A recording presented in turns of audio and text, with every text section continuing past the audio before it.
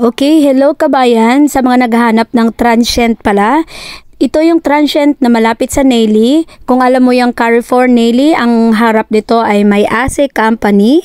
Yan po yung ating landmark at palatandaan. Pero malayo-layo siya konti pag galing dito sa Nelly Station.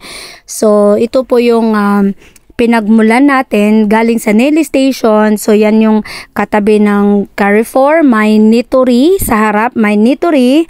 Tapos, sundan mo lang siya. Straight lang kasi siya eh. Pag galing sa Nelly Station, dito sa Nitori naman, meron silang U-Bike. Okay?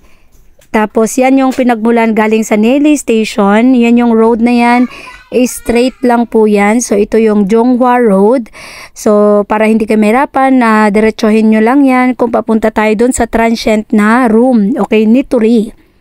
Okay? Carrefour, Nitori, at saka ASE Company. So, yan yung ASE Company na sinabi ko.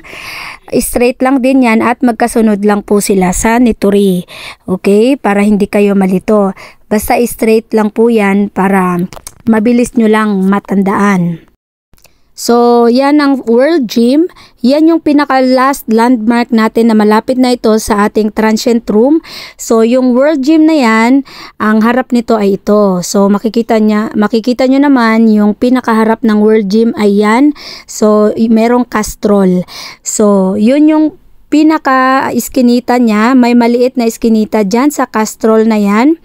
Para alam nyo naman, yung pinaka-Castrol, highway lang din yan ha, para hindi ka malito. So, makikita mo yung Castrol na malaking Castrol, green yan. Tapos sa harap may Poya, tapos magkatabi yung World Gym at saka Starbucks.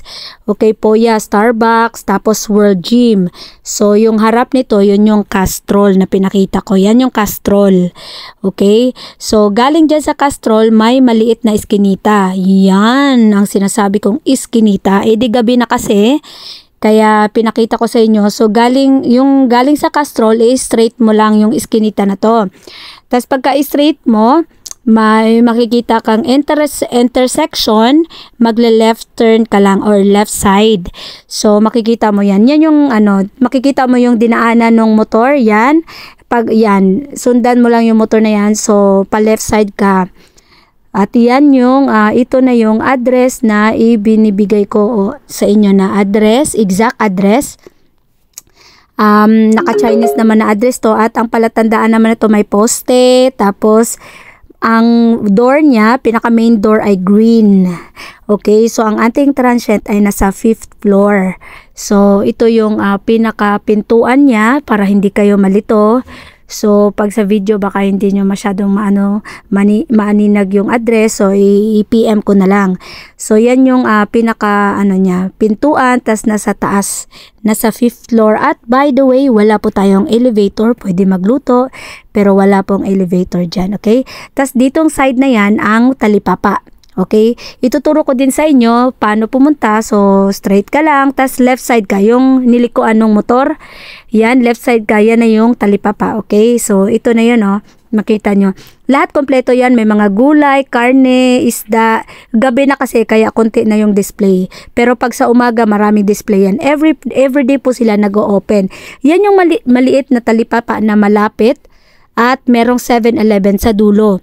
Okay, ipakita ko din sa inyo kasi lahat po itong mga maliliit na iskinita ay maraming lusutan para hindi ka malito. So, galing din sa talipapa, pwede ka rin dito mag-exit. Kung gusto mong lumabas, marami dito mga Filipino na mga pagkain at mamimili ka na lang talaga kasi walking distance lang talaga.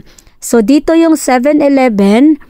Tapos yan, makikita mo yung harap niya, may Poya, tas yun yung Under Armour. So, di ba magkabilaan lang? So, sa kabilang iskinita lang din tayo.